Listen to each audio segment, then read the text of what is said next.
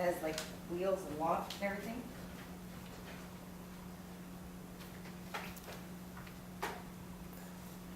Good evening, fellow Toastmasters. Tonight I wanted to talk to you about mastering your Toastmasters meeting. Lots of clubs have groups that meet once a week, once every 2 weeks. Some of them even meet once a month. So I want to tell you about some of the good things that you can do to work on mastering and making these exciting meetings.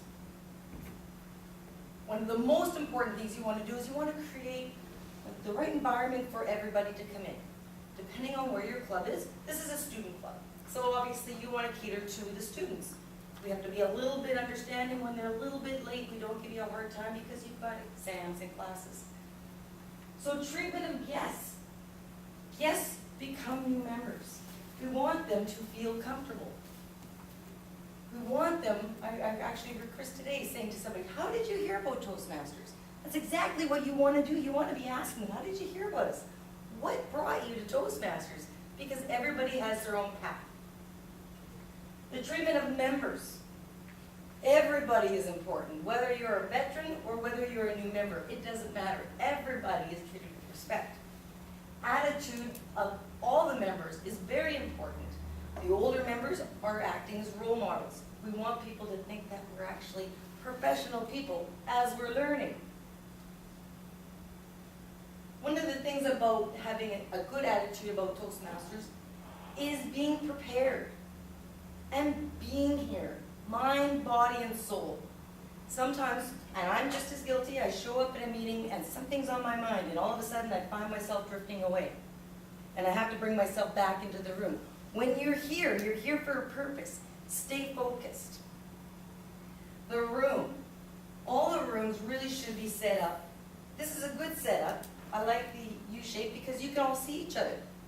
The first thing I always look for when I go into a meeting is the banner. That's the first thing I always look for. I don't know why. Is the room hot? Is it cold? Is it clean? Is it a place where you want to be? This is a place where we want to be. This is a beautiful room. You've got some fantastic technologies here. The meeting itself has structure. The structure of a Toastmasters meeting makes us better speakers, better listeners, better thinkers, and better learners. This is done in 3 basic parts. That's going to be doing your prepared speeches, doing your evaluations, and doing table topics. Each speech should be done based on a manual. Who has their manuals here tonight? One person has their manual here. You should always, always, always show up to meetings with your manuals, because sometimes what happens is people are away and you fill in for a role and you can actually get your credit for it. So you should always be prepared for the unexpected. After you finish your CC and your CL manual, then you move on to advanced manuals. And that's where you can find things that will interest you as an individual. Each club is going to operate in a different way. I belong to 2 clubs. I belong to a closed corporate club and an open community club. And our closed club, the corporate club, we start our meeting by reciting the Toastmasters mission statement. The community one, which is an open one, is a Catholic church, and we start and end with a prayer. So however you start your meeting, start it on time and start it with a purpose. I noticed this. Purpose. Gets your attention. Absolutely. That's what you want. The lectern etiquette. Very important. Sometimes we need to have the lectern here. Sometimes you don't. A good Toastmaster can walk around the room and not have the lectern there. When you're using a PowerPoint presentation, you're going to want to move it to the side because you don't want to be standing in the middle of the presentation. Whoever is standing at the lectern has control of the floor. So tonight, when we were doing our table topics, Chris was up here and he would say the topic, the person would come up, we shake hands. It is the way that we pass control. We demonstrate that by doing a handshake. I can't say enough about being prepared. If you're not prepared, then the audience and the other members might feel that their time is wasted. That's not what we're about. Meeting rules. This is super important. I know that you folks probably have an idea about what meeting rules are, but let's talk about it. There's a few things that are very, very important. If you take on a meeting rule, be there. If you can't make it, let somebody know as soon as you can, because there's nothing worse than getting to a meeting and all of a sudden the speech is done and we're looking for Noni. Where's Noni? She's supposed to be doing the evaluation. We didn't realize Noni wasn't there. That's hard. So a speaker should deliver a quality speech. That's what we're here for. Prepare for your speech. It needs to be something that you've worked on. Professionalism is not an accident. It should always be your best work. An evaluator is very important because this is where we learn different things to do better. Your job is to evaluate, to motivate the person who's doing the speech. We want them to have feedback and constructive feedback so that they can come back and get better at it. Timer.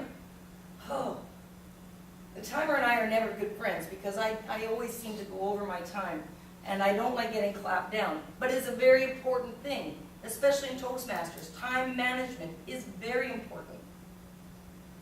Table topics master. They're going to get the topics and they're going to bring them forward. I always have a list of 365 topics for table topics. And so sometimes if Chris wasn't here and somebody needed to step in, you can pull that out and you can get on with it. It's really an exciting role because that's where the energy comes. The speakers, you got to do it within a short period of time.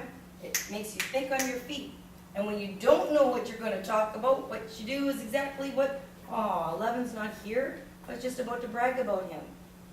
So he comes up here, he doesn't know what the heck he's going to talk about because it's a hard topic. And he takes his time and he breathes and he thinks about it. And then when he's ready, fellow Toastmasters. So sometimes you can have that pause. Ask Chris or the table topics master to repeat the question. There's lots of ways to handle it. He did very well. Too bad he wasn't here to hear it. General evaluator. They tell you about how the meeting ran. Did it start on time? Were there distractions?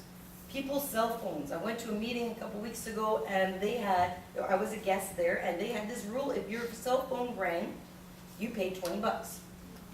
Yeah, it happened once to some person and that was it. Everybody's phones went off. Very interesting. Toastmaster, you are the MC. You dictate the tone of the meeting. You run it the way that you want to run it. The grammarian rule and the awe counter can be combined, and most of the time they are. But for the grammarian, you want to choose a word that is something of a new word for the group. If you use the word thanks, we all use it. It's not a kind of an original word, but you sure get a lot of people knocking. Tonight's word is commitment.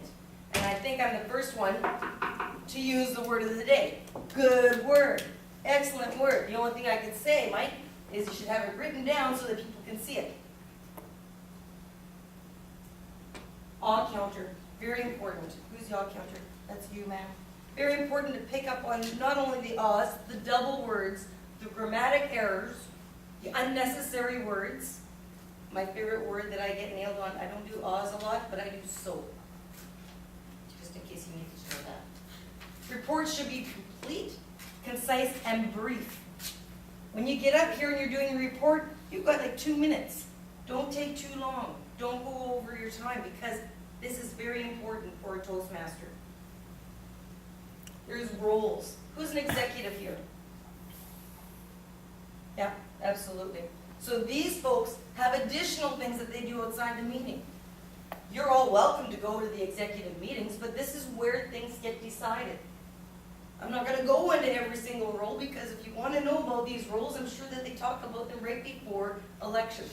And elections are going to be coming up. You guys don't do it, and you just did one. So you're done till September. Till when? Till May or June. Till May or June. So if you're interested in that, you've got some good people to follow their examples. talk to them, find out if that's something that you want to do. What is a quality club? Well, first impression, have you ever heard that phrase? You never get a second chance to make you never get a second chance to make a first impression. My dad used to say that. It's a great phrase, and it's true. If people see that this is a boring meeting, they're not going to want to come back. But if they see there's energy and excitement, they love it. Program planning.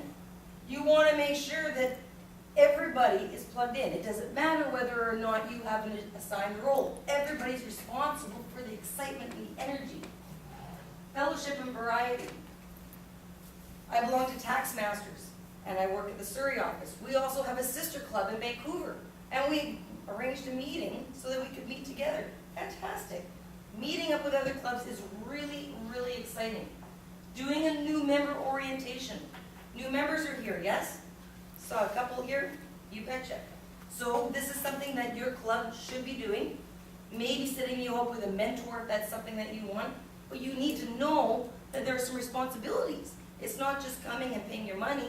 You want to make sure that you're active because you're part of this club now. It's kind of like a family. The member strength is determined by how many people are here, the excitement, and it's the whole group. When we do recognition, we do that because people are achieving. So you want to make sure that your member strength, we've got 15 people here. Last time I was here, I think we were down to almost 10, weren't we? We were getting down there. It was really making us nervous. When you've got recognition, people want to be here. All right, let's talk about what's a quality meeting again. If you don't have good speeches, nobody wants to be here.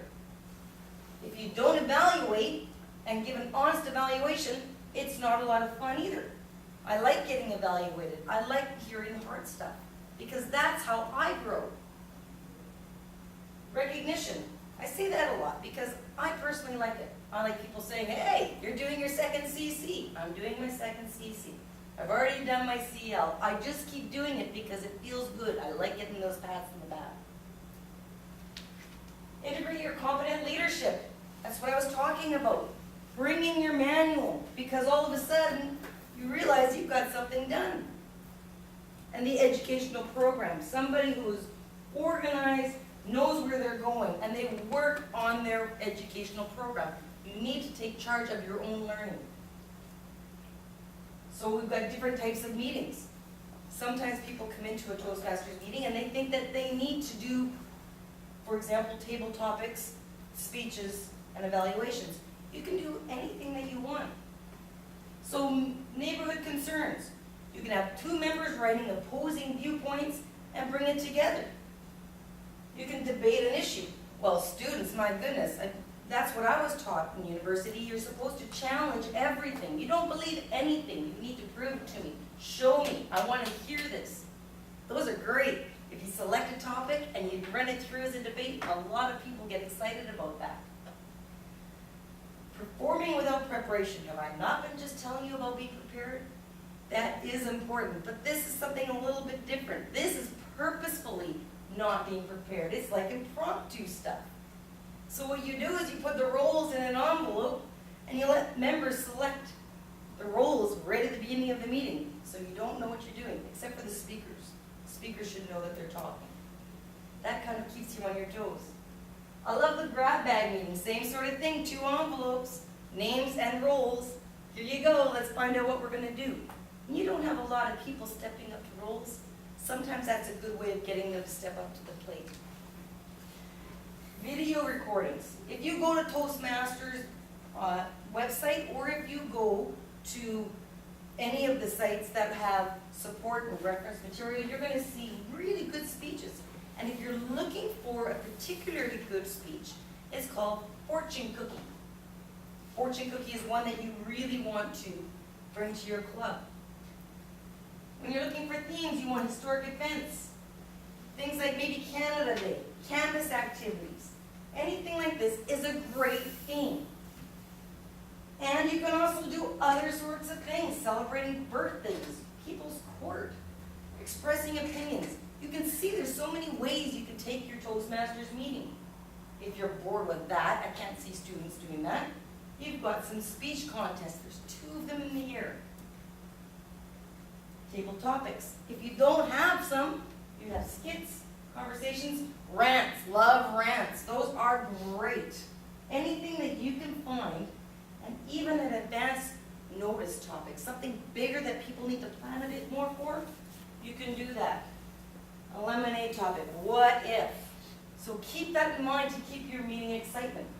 And Polytech, what's going to make your club worth joining? Mr. Chair.